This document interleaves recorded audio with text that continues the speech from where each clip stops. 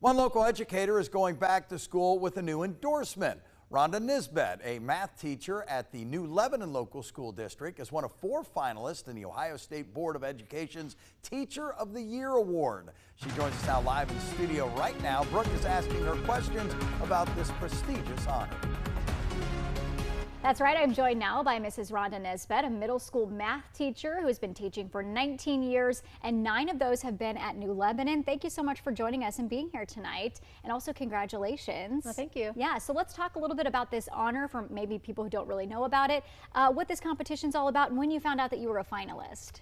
Well, the competition is being nominated by an administrator or a family or students, and then you do some answers to some different prompts, and then there's a committee that selects for different districts. There's 11 in the state of Ohio, and so I was the District 3 finalist, and then I'd say 2 weeks ago we found out that I was actually a finalist. So there's 4 of us. We'll go up to Columbus on Friday and do some interviews with the panel. Okay, so still kind of in the process here. Definitely still in the process. You're also recognized as an Ohio Master Teacher. Maybe what does that mean? And then what are some of the guiding principles in your classroom and for you as a teacher?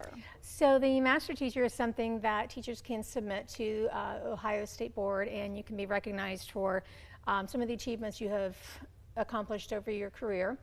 And then some of my guiding principles, probably number 1 is respect and responsibility. I want my students to come into that classroom respecting the learning environment, respecting one another, respecting each other's abilities, so that we can work as a team and we can grow. And having been in this profession for so long, it is back to school season. You know, what advice do you have to families and teachers as you head back? What's something maybe that you keep in mind every single year when you're starting with a whole new group of kids? Yeah, I'd say the best advice I could give a teacher right now is don't worry about being a perfectionist. Our rooms are not going to be 100% what they're going to be. Our kids just want us to be present and to see them for who they are. And for families, I'd say mostly just be graceful with us, because we're human and we're going to make mistakes along the way, just like your students are going to make mistakes in the math classroom, but we're going to take those mistakes and we're going to learn and we're going to grow from them. Kind of similar to my last question, but having been in this career for 19 years, yes. What's maybe something that you thought in the beginning that you learned along the way and has completely changed now? Or like, what's one of the biggest lessons you've learned from being a teacher?